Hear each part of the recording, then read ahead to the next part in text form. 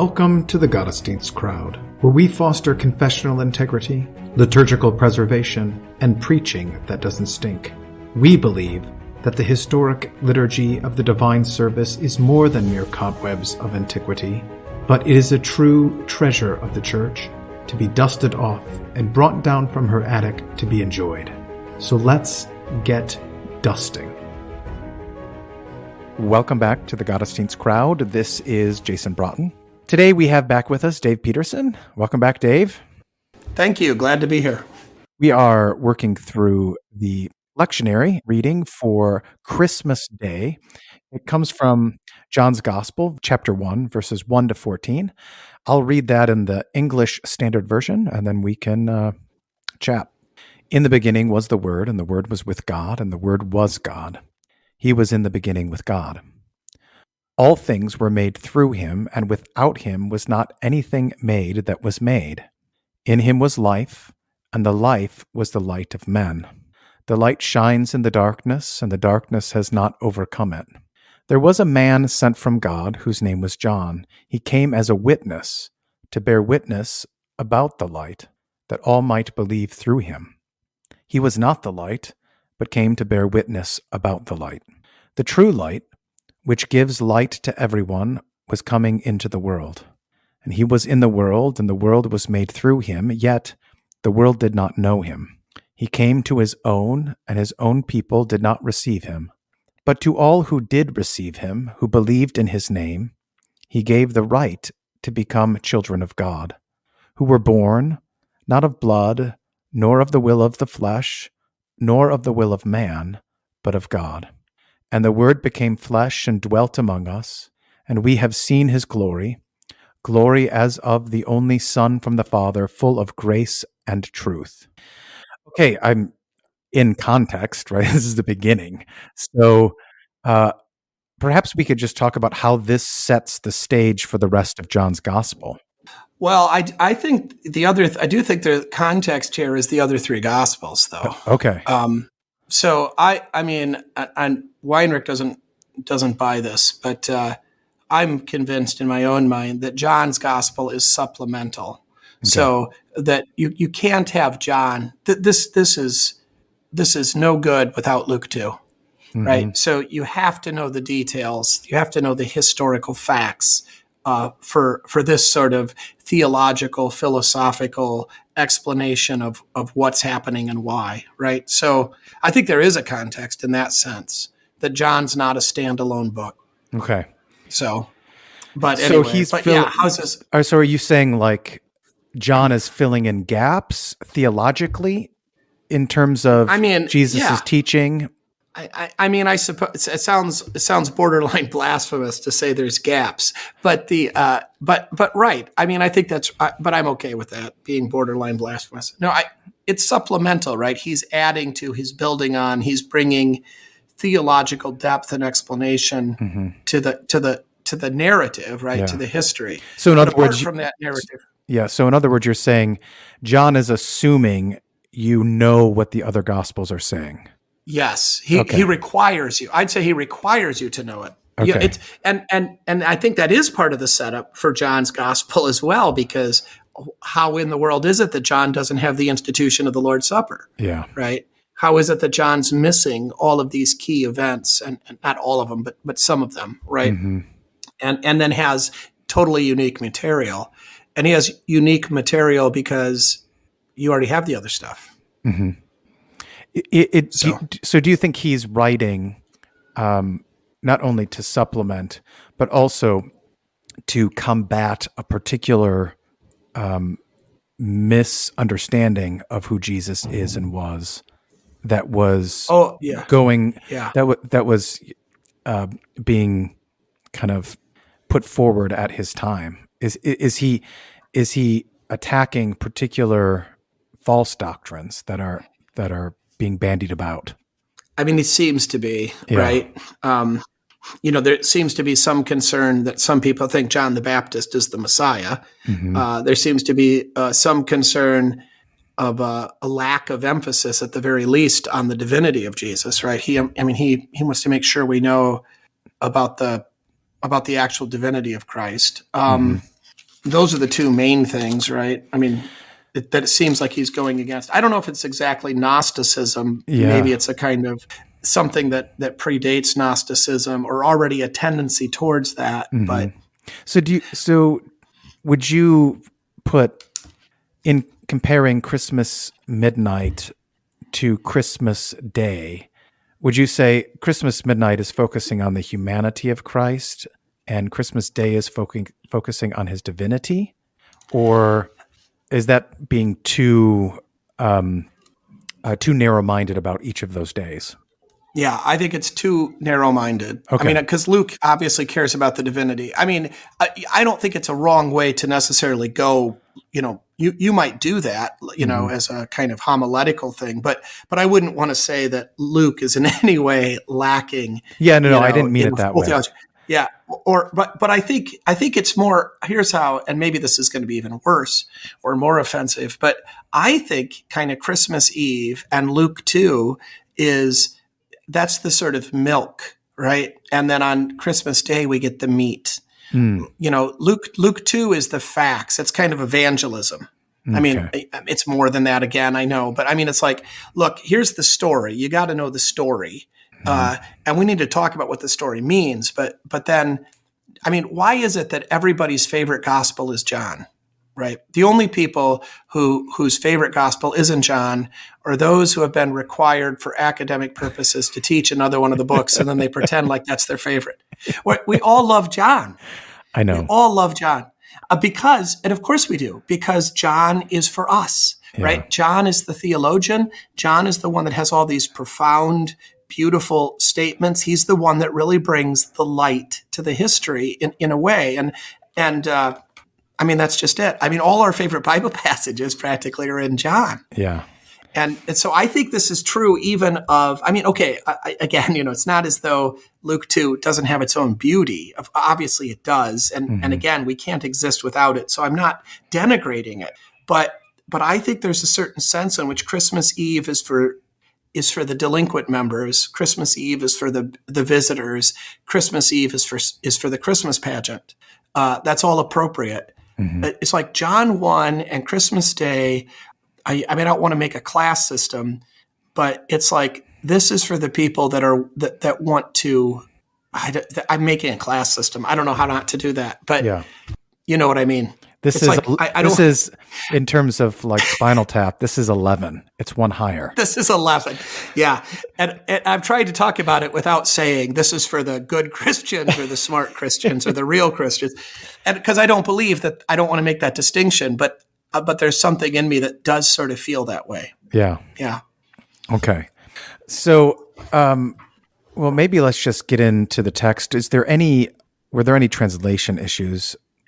He was pretty consistent with witness, translating witness. I know that's been a topic of conversation for us before, where martyria has been translated in even the same sentence as testimony and witness. And here it was witness throughout. Yeah, it's in verse 19 that they switch. Mm-hmm. But yeah, no. What did they have for the kata lambano in verse 5? What did ESV have? Was it comprehend or overcome? Overcome. Yeah, I don't really like overcome. I think comprehend, understand. I mean, that's what the word means. So anyway, I don't know. It can mean acquire, I think, or something like that, or attain, which I guess overcome kind of maybe. That would be the only real. I mean, that's a pretty straightforward text. We all know this in Greek really well, which is kind of nice. Yeah, I guess the image is having received something from above being below it, right? Yeah, yeah. Received against, kind of. I mean, kata can mean against or according. Again, those sorts of things. I think what it means. I mean, if we don't translate it so literally, I would. A loose translation would be, the darkness refused it, or the darkness did not conform to it. Right? The darkness did not allow itself to be lightened. So it says, it's like, we're in a dark room and Jesus turns on the lights, or somebody turns them on, and we cover up our eyes, right? Or we close them. We just refuse for there to be light. We're going to stay in the darkness, insisting on it. So that's what I think is meant. The word itself is a bit odd. I mean, it in terms of it doesn't seem like the best word to describe this. So the TDNT early on indicates that it's a completeness. So from above to below, that is, from top to bottom, it is received. So completely. Okay. So it's completely grasped. It's fully grasped. So comprehended. Yeah. Why overcome then? Why the word overcome? I don't know. Yeah, but so their lack of comprehension is a refusal. That's the thing, is that, right? I mean, this is it's not as though they're just ignorant of this. There is a choice that they're making to not let him be the light for them. Yeah. Yeah. So it goes on to say to attain definitively. And so perhaps in that way, it says if it's attained definitively, then it can be referred to as an overtaking. Okay, but the intent here is that they should have done that, right? So I mean, because what's being described is a positive attribute. They should have fully attained it. They should have completely understood it. They should have. I mean, this is what they didn't do. So it's not as though they attacked it and the attack failed. Yeah, I think that's the which is what overcome sounds like. Exactly. Yeah. That the translation of overcome indicates to us an attack, and here it's a failure to completely grasp and completely attain for oneself. Right. Which I would say it's actually a refusal. Yes. Right. Yeah. So but then, they're, that's an attack, isn't it? Well, it seems we're passing, I guess. So it seems they are related. You just probably have to unpack this a little bit, right? So how would you go and unpack that? Well, I think here and then again, right? I mean, because there you have the nicer word in verse 12 that they don't, or whatever verse it is, 11, that they don't receive him. Mm-hmm. Yeah, I mean, there is a hostility, and I think there's also again, I think John he's nodding to Luke too, right? That there's no room in the inn, right? That the people of Bethlehem, Joseph's relatives, his own people, don't receive him. Yeah. So I mean, I think comes up time and again in John's gospel. He goes to the people of Judea. He goes to his hometown. Right. It's almost as if the Gentiles receive him more easily than his own. Yeah. Right. And 10 too. He's in the world that he created, but the world doesn't know him. Mm-hmm. And some of that is the hostility of the darkness of the world, of his own people. And some of that is also his hiding himself from them in weakness, right? He doesn't look like God, right? So John wants us to know that he's really divine, that he's fully equal to the Father and the Spirit. This is essential to who he is. But it's also essential, according to his humiliation, that he's going to suffer, and therefore he's not exercising all of his divine rights and attributes, right? So he can be ignored. Mm-hmm. So he can be, taken advantage of and the like. So yeah, there's definitely the hostility thing. So how would you unpack it? I mean, I think would you go to John 3 here? Right. The light has come into the world, and people loved the darkness rather than the light because their works were evil. Yeah. And I think Nicodemus himself is a great example of coming by night, right? Hiding in the darkness and not wanting to be born from above, and not, and playing games with this as though we can play. And we still do this. We play games with Jesus. We make up standards or tests for him. I was just talking about this. Here's the thing I hear I've been hearing frequently.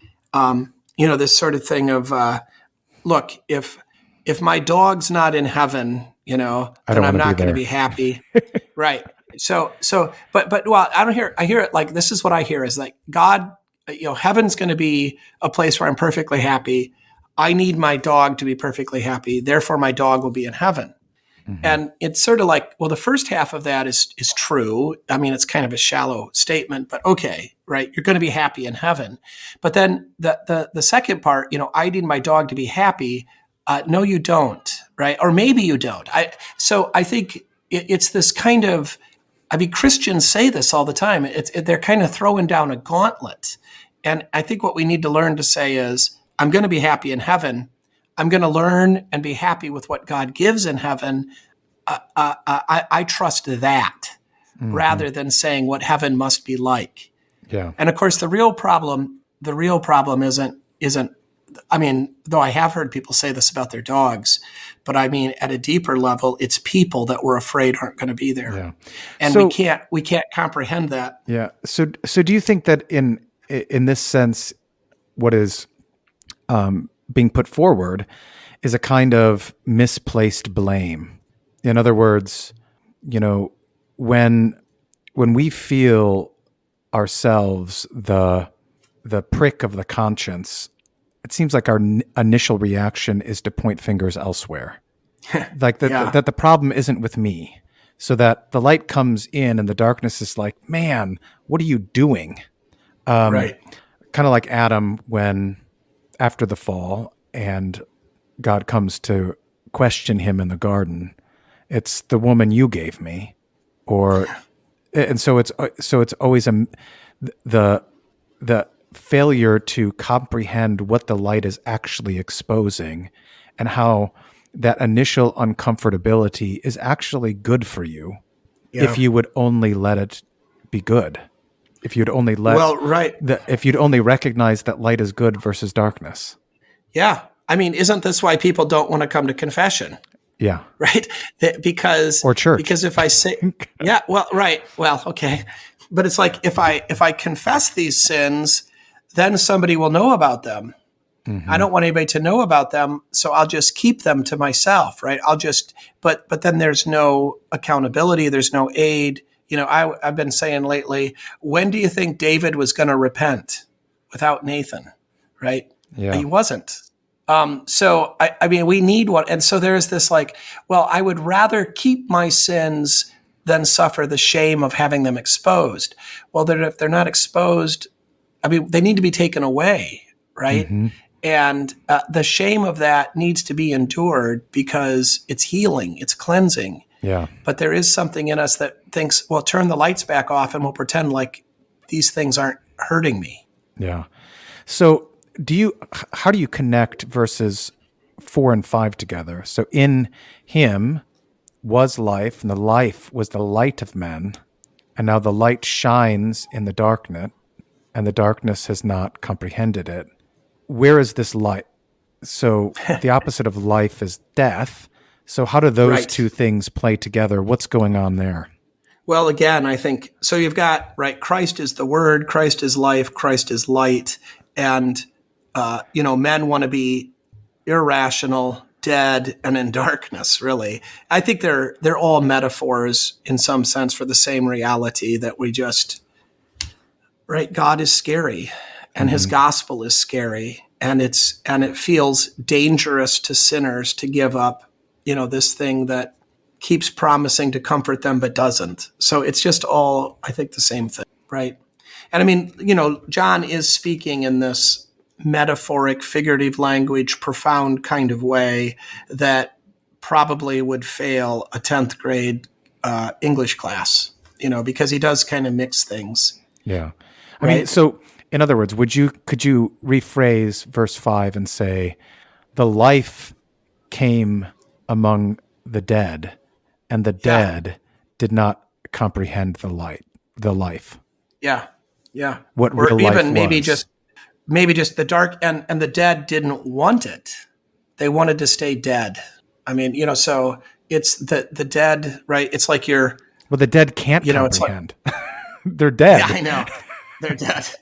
Well, they're being woke. They're being awake. They're being awakened. Their consciences are being pricked, right? So it's like, it's like you're it's a cold winter morning and you don't want to get out of bed. You want to go back to sleep. Mm-hmm. And it seems like sleep would be more comfortable, but downstairs are the Christmas presents. There we go. We got our Christmas.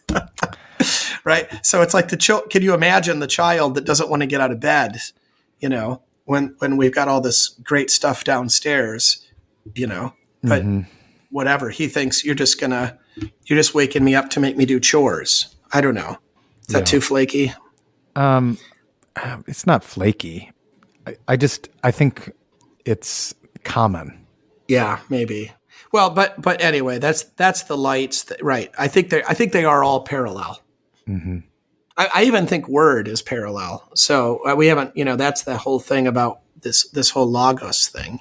That is, we only get it here, and then again in verse 14. Is there one other place? It's not the common way, even in John's gospel, of speaking of the Christ, but it is largely one of our favorite ways. Mm-hmm. And I do think it's, it does say something of. I think it's important for us to recognize the image of God that is in us is this image of the Word. That human beings, he's talking that here. The word is a reference. Well, all of these word, life, light. These are references to his divinity, not to the personal union, right? You don't really get to the personal union or to the incarnation, right? Until verse 10. Well, let's see. Do we have any? Well, we have it in verse 9 that he's the light that's coming into the world. And then in verse 10, right? So we don't get to the incarnation till then. Yeah. So these are all references to divinity. Yeah. So it seems like verses 1 to 5, you get the relationship of the Logos, that is the Word of God, to God himself, to creation, and then to humanity. Then 6 to 8 is kind of like, and there's John the Baptist, he came as a witness. And then in verse 9 to 11, you get the coming of that light and Logos and his subsequent rejection. So you get a little bit of a rejection in the darkness didn't comprehend the light. Right. And then in verses 12 to 13, it's the benefits of receiving the Logos and the Word. And then verse 14 is the coming of the Logos and his reception, how he's received. And then you get again the witness of John the Baptist in verse 15, which is not part of our pericope. And then in 16 to 18, the relation of, it kind of goes back to the verses 1 to 5, the relationship of the Word, the Logos, to humans, to recreation, to God. Yeah. And the endorsement of the Old Testament. Yeah. Yeah. Well, you have that kind of Hebraic circular structure, right? Where he keeps circling back to earlier themes and then introducing new ones and spiral like. So the beginning, right. So we start out with divinity, right? And creation as a mark of divinity. And then the sort of purpose, right? What the divinity desires, the goodness of divinity in being word, life, and light, and the hostility of humanity against that, which then, so that's verse 5 that gets picked back up in verse 11 and 10, or 11 and 12. But then right in the middle of this, we get this John the Baptist stuff, which just doesn't seem to fit. And it's almost like an interruption. Wait a minute, stop, pause. Nobody thinks I'm talking about John the Baptist, do they? Right?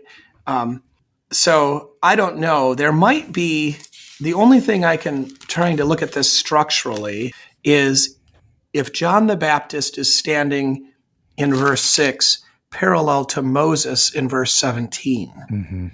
Because, right, we do have this thing about the grace that was given through Moses, right? The law was given through Moses, but grace and truth, where's the, it's verse 16, right? Of his fullness we have all received, and grace for grace, right? That the first grace comes through Moses, right? Because he reveals the person of Jesus Christ, the Messiah, to us. And then, but we're getting grace on top. We're getting grace that replaces grace. Grace after grace, but anyway, or grace after grace, yeah. or grace upon grace, Yeah. So the law was given through Moses. That was grace, but then grace and truth. So anyway, maybe there's a thematic thing here of John being the closing of the Old Testament and the old grace, but then at the same time, right, as John, the man that stands with a foot in each testament, he's the last of the Old Testament grace, but he's also then introducing and bearing witness to the grace, the fullness now of the Torah in the person of Jesus Christ. So you think verse 17 is explaining the grace after grace. So the law given through Moses is a kind of grace, a kind of favor from God. Right. And then you get grace and truth. Right. Because it's fuller. Yeah. It's not law and gospel. It's not law and gospel as a dynamic against one or, distinct from one another. Yeah. Yeah. So that kind of works if you go back to maybe John as being this Old Testament Mosaic figure. I wonder if there's something there with light as well, right? So because both light and life in the first 6 days of creation. Yeah. Well, so is that the law that he's speaking of? The let there be. So you don't get any of the rest of the life that happens in creation without the first let there be, which is light. Oh, good. Yeah, I like it. So that's the law set forward. We tend to see the law given through Moses as just the 10 Commandments. But if we're talking about the whole Torah, and in the context, he's talking a lot about light. It seems like the first command that we get from God is light be. Yeah. And then the command to Adam to breathe, right? To live. Yes. So yeah. So and this is consistently still who the second person of the Holy Trinity is. Yes. Right. And the reason he's coming into the world. So the point is that that God is and remains the God who gives life. And then verse 9, that was the true light, which gives light to every man coming into the world. Yeah, and the light which puts on display the life that he gives and grants is as kind of a side or alien work, demonstrates the death that is already here. Right. Yeah. Okay. The sort of return to chaos, yeah. Well, it's a rejection of the one who gives life versus just focusing on the things that we think give us life. Right. Kind of like the Romans 1, they know God because of the creation, but they do not give him thanks. So they look at the good things of this world and they worship those things because they think that that's what gives them life. But those things only give them life because God has given them those properties. Yeah. And they do it imperfectly. Mm-hmm. Yes. Right. It doesn't matter how much food you give a 115-year-old man, right? You can't keep him alive. Right. So in a sense, could we talk about in this sermon that the assent and faith in the second article requires the assent in the first, and all of that prehistory that you get in Genesis 1 through 11? Yeah, I think for sure. I mean, look, is this the opportunity to talk about that?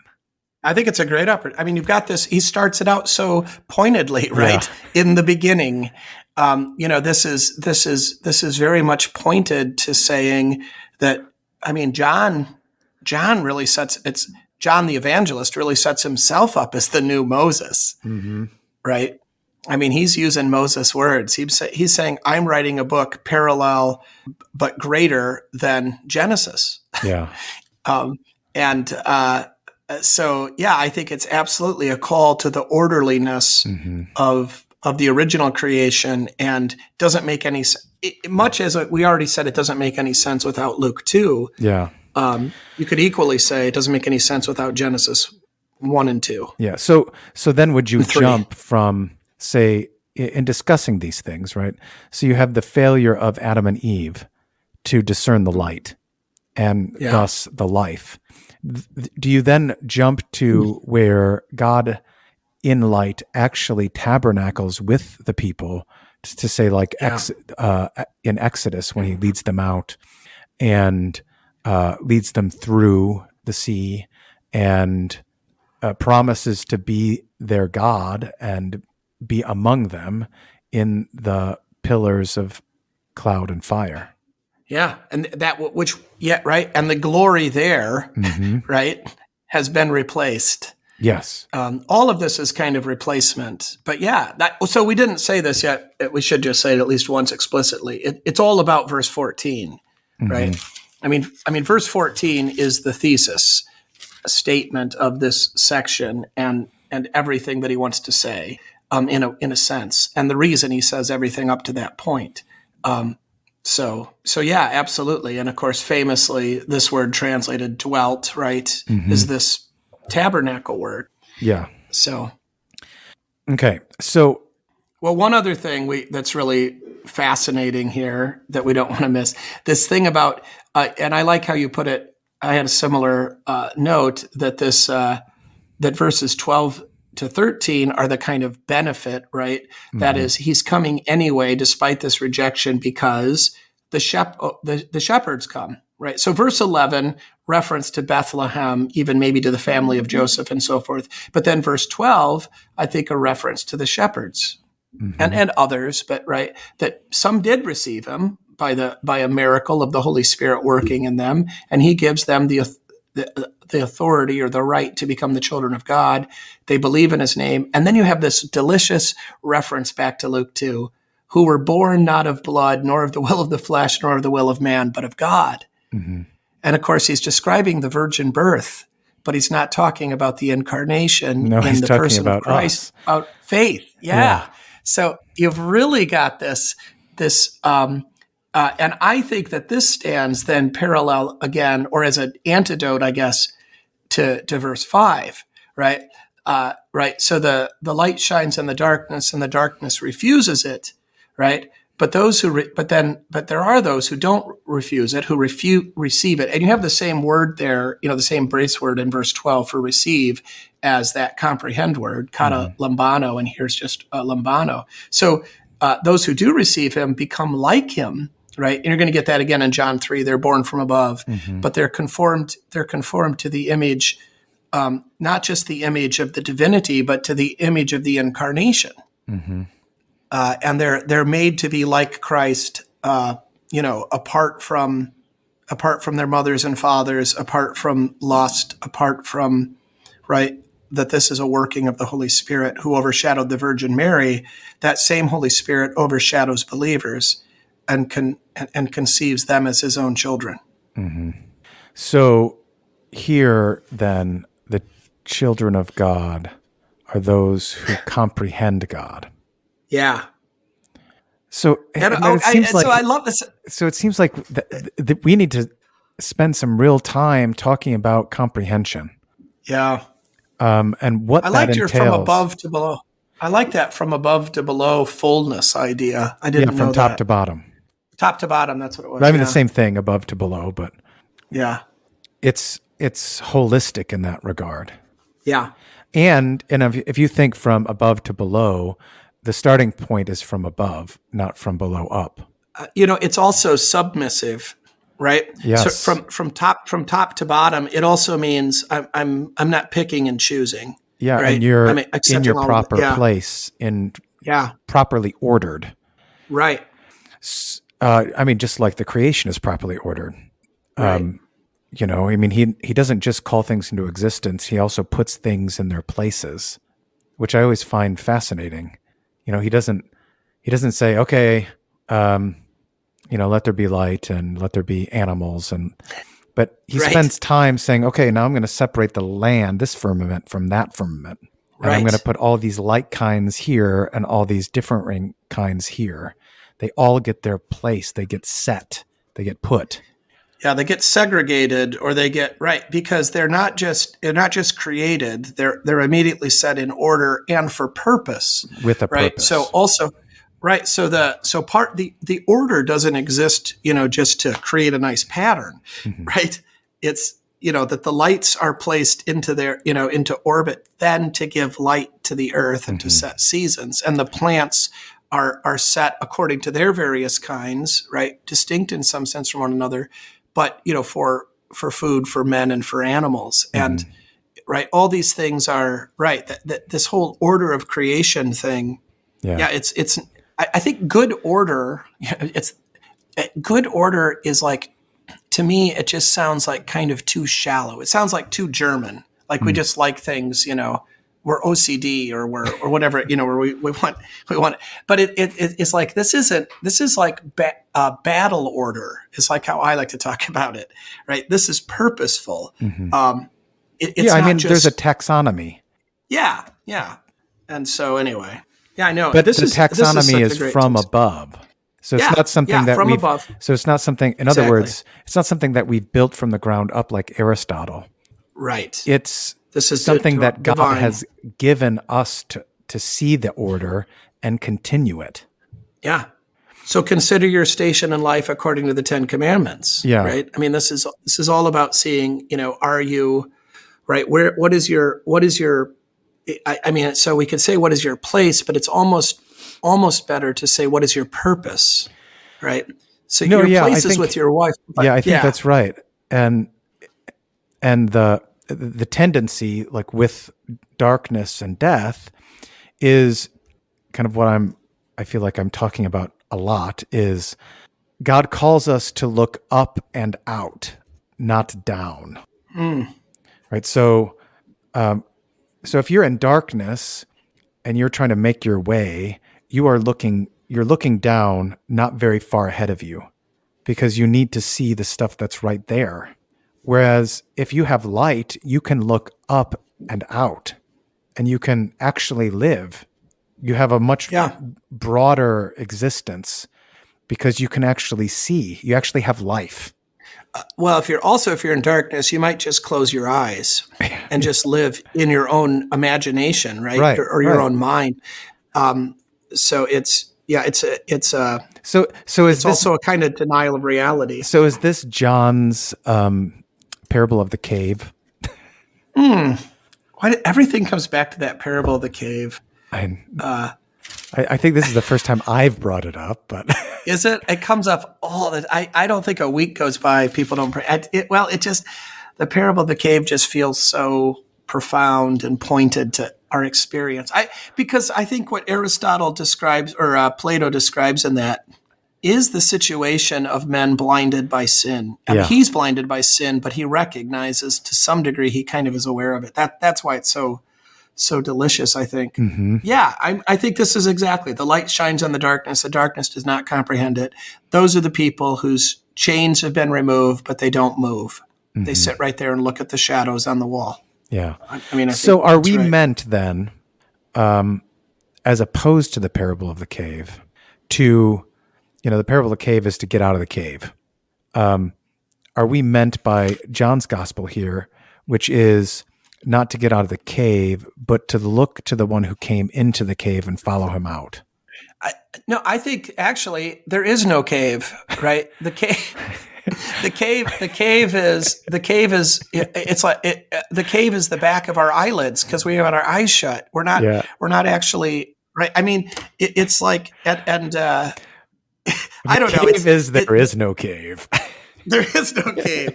The light comes and it's like you're sitting on a beautiful mountainside, and with the stream running by, and people are there with their eyes closed, and they think that there's chains on them, and they think they're in a cave, or they think they don't even right. They're just totally deluded, and even Aristotle or Plato can't even really. I don't know. I mean. I just love this that the darkness does not comprehend it. It's not like the light's not good at doing its job, right? Or his own receive him not. I mean, Jesus allows this. Yeah, I mean, he's totally in control of this, and there's no. It's not like the end of this story is in doubt. Well, what's going to happen, right? I mean, he is God. But he hides himself so that he's only known by faith. And it seems to us, I think, even on this side of Pentecost, it still seems to us like not the best strategy for God to use, right? And it still seems like he's a little bit weak somehow, and maybe he needs some help. Mm-hmm. And it's this like crazy thing that he's God. And there, the devil, the darkness and the light aren't equal forces here, Mm-hmm. right? Yeah. I don't. I mean, there's a introit mystery in this. for Christmas Day. Christmas Eve is Spring Psalm Down 2, or isn't something. it? Oh, I thought it's that. I don't have the intro. It's here. The psalm is Psalm 2. Yeah. Or is that? Yeah, I don't know. I'm just going to be guessing, and I don't know. Let's just pause this and go look. It's the. But if it's Psalm 2, that makes perfect sense. So it's an invasion. Yeah. That all the nations of the earth are making their plans. All the princes of the earth are, making fun of this God, who seems puny and wee and little and even powerless, and God sits in the heavens and laughs. Right. At all of their machinations and their. So is there a sense in which you bring that to it? Like this is a midnight attack. I would say it's a fumigation, right? I mean, we're in his house. Yeah. And I mean, we're the invaders. Yeah. Or, but yeah, I think there is this kind of, and again, it's like, okay, it's a fumigation because there's no equality of forces here. Mm-hmm. I mean, these kings that are mocking Jesus is insane. This is like a cockroach pretending as though he's going to stop this. Yeah. I mean, I just have always kind of viewed it as a, this is Aslan on the move. Yeah. That's a beautiful description. The Lion of the tribe of Judah is on the move. Yeah. He's making his play. Right. And he's doing it in a way that is most appropriate, even though it seems to us inefficient and, mm-hmm. slow. So is there a sense then, so that this is kind of not only an invasion, but also this is God putting things back into their places to be correctly ordered toward their proper ends. But right. And I think this is that the incarnation itself is the proper place of the Son, of the second person. So this isn't, and now we'll go afield here maybe, but I definitely am very friendly to this idea that the incarnation was always the plan, mm-hmm. right? This is not, God was always intending to become a man, seems to me to make the most sense. I know that's a bit speculative and we can't prove it, mm-hmm. but here it's not as though like God's like, well, what are we going to do? He's still doing the same thing he was always going to do. It's just, there's sin now that has to be cleaned up. Mm-hmm. But this is always the destiny, I think. So crucified from the foundation of the world. Right. Mm-hmm. So he's the incarnation is not some alien, strange thing that God does because he's forced to do it in order to redeem us. Mm-hmm. There is a sense in which he's forced to redeem us because he can't let the devil win, right? He needs to reclaim what belongs to him by right, and he needs to be good, and so forth. So, I mean, in some ways, we could talk about it in that way. But this is always who he is and what he intends and what he wills. So his coming to earth is not, it's not out of place. Mm-hmm. He is the king and this is his kingdom, mm-hmm. right? Yes, definitely. So this was going to happen regardless. Yeah. Okay. So what do you preach on? Oh, I don't know. This is so fun. It's such a beautiful, this prologue is so full of stuff. I mean, certainly there's Christological stuff to talk about the two natures, to talk about the three genera or however you say it. Mm-hmm. The genus, the genus majestaticum always needs to be talked about especially with the sacrament of the altar. There's definitely opportunity to talk about that stuff here. What does it mean that that the word becomes flesh, right? What does it mean that, right, God is a man? I mean, that's huge. And there's lots to be talked about here in that. To talk about, so that's a definite possibility. The creation themes, I think, are on the nose here with the beginning language and light. The beginning, I guess it might depend a little bit what you talked about the night before. But the suffering that is inherent in God taking up flesh to join our world when we are sinful, and his rejection, insane as it is. Mm-hmm. You can definitely do a lot with that tabernacle. Yeah. Do you bring up anything, so if the word became flesh and is dwelling among us, do you bring up the idea that then Jesus is kind of the walking, talking, living, breathing will of God, and that then thus he is worthy of imitation? Sure. I have never thought of that before. I never thought about the second person of the Trinity being the will of God.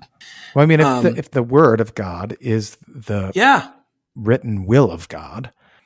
Okay. Yeah. The expressed will of God, even you could say. Yeah. Yeah. No, I'm not. It's just a new idea to me. Certainly that walk, he doesn't use the word walk doesn't come in John, does it? Right there. No, not right there. No. I had already turned. Okay. But the idea of it becoming flesh. Yeah. I wonder if, why doesn't it say man? Why does he use that word instead of anthropos? Well, the creed uses man. Yeah. Is it more tactile flesh? Is that the idea? The word flesh is less abstract. Not that man is, but you know what I mean? Man can be an abstract word. Flesh can't really. No. Yeah, that's a good question. Because that's kind of what you were going off of, right? You're trying to say, I almost think it was the word flesh that drove you to that analogy or to that way of speaking, because what does it mean he's flesh? It means he has feet. It means he walks. It means he has, if you just say he's man, it would still mean that or could mean that, but I don't know. Well, do you think also this is a nod to the sacrifice? Well, I wonder, because I think the word, and Paul's writings too, right? I think flesh is kind of a little bit pejorative. Mm-hmm. It's especially in Paul. Yeah, and Paul especially, but even so, even apart from Paul, it's that's why it's like tactile. It's like crass. It's. There are two. It's like saying he's meat. There are two words for flesh in Greek. One is sarx, which we have here, which is a living flesh. And then you have kreia or kreos, which is the dead flesh. And so all of the reference to flesh in the Septuagint for like the meat of the sacrifice, it's all kreia. Oh. But then you get this sarx spoken of, say, in John 6 or in this passage of John 1, that is the living flesh. So it's flesh with blood in it. It's okay. So I wonder if it's connected to his life. Well, but it seems to me that, of course, he's not going to be made into dead flesh. It seems to me like the comparison isn't between living flesh and dead flesh. It feels to me like the comparison is between flesh or living flesh and man. Okay. But you have the light, darkness, life, death. Well, yeah. Yeah. So that's what I was meaning. Like maybe that this is a nod to, this is going to be a new kind of sacrifice. I see. A new kind of sacrifice. Yeah. So whereas, so in John 6, your fathers ate and died. They all ate of the flesh of the sacrifice. They all ate of the manna and they died. This is the living bread, the living flesh. Ah, okay. The flesh that is not only alive, but makes alive, because it Right. is the word that through all things are created. I don't know. Yeah. You could do something. Yeah. I mean, yeah. I mean, a lot of this stuff we talk about, you can't exactly be completely dogmatic, right, about it. But Yeah. But you I don't mean, the have to be point is completely dogmatic he can't give himself as a sacrifice unless he is flesh. unless he's meat of some sort. Yeah. Mm-hmm. Yeah. Yeah. Okay. Fair enough. I wanted to bring up the other two readings because the lectionary project is diverged from LSB. So they have for the epistle Hebrews 1, which is what I've always used anyway, but LSB has Titus 3. Mm-hmm.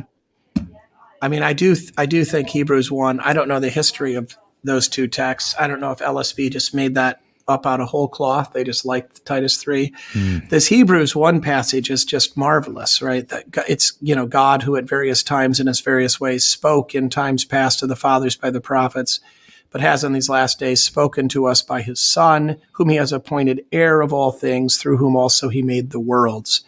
And it goes on. Mm-hmm. But, this is really a marvelous parallel to the prologue. I mean, it's got many of the same, kind of ideas, if not exact vocabulary. Mm-hmm. God speaking, right, through the word, the brightness of his glory, the express image of his person, and so forth. So, I don't know. I can't imagine not reading Hebrews 1 on Christmas Day. So do you use the Titus reading? Yeah, I use the Titus reading. I've preached on that because I like this. In Titus 2 and in Titus 3, you have the favor of God appearing. Oh, I see. So maybe that's why they got. And I think that's also in Titus 2, that the grace of God appeared. The loving kindness of God appears. It's made known. Because this starts in verse 4. Yeah, the appearance, not by works of righteousness. I mean, there's nothing wrong with the Titus 3 reading, obviously. But I am used to that Hebrews one, and it's so beautiful. It's hard to. The Old Testament they have is Isaiah 52, which is the beautiful feet on the mountain. I mean, by the new lectionary, or the whatever they're calling themselves, lectionary missile project or something. Yeah. The Lutheran Missile Project, isn't it? That's it. Lutheran Missile Project. Yeah. So that beautiful feet thing from the Isaiah kind of goes along with what you were saying, right? That he's actually sent into the world and comes with this, this message of peace. Mm-hmm. So there, I don't know, the Exodus, the other possibility from LSB is Exodus 40, which is what I have been using. I don't even know what it is. I'm looking it up right now. Do you know? Yeah, 17 to 21. Tabernacle? Yeah. Okay. So that's obviously pretty nice, it's when too. the cloud covers the tent of meeting, and the glory of the Lord filled the tabernacle. Right. Well, that seems pretty obvious as a pretty easy connection as well. Mm-hmm. Yeah, so you've got the tabernacle, you've got the glory, right? Well, I mean, and in that sense, too, that you have the tabernacle, the glory, the cloud, that it's all what leads them. It's all with them. Yeah. And it leads them. Yeah. It's hard. That's hard to beat. Apart from history, that's a pretty good connection to the John 1. Yeah. So there you go. There's the sort of possibilities. So is there anything that you would suggest to focus on primarily on Christmas Day as opposed to what you would focus on Christmas Eve? Yeah, I think that Christmas Day ought to be more poetic. So, and I know that's a vague, what does that mean? But I think what I suggest, or what I try to do, I guess I never suggested it before, but what I've tried to do in my own preaching is to try to take on in the sermon the kind of character of the beauty and the depth of language from John's gospel. To try to sing kind of, I mean, not literally, but, to make the sermon have the same kind of beauty and musicality of John's text about the incarnation and the rescue that this affects, right?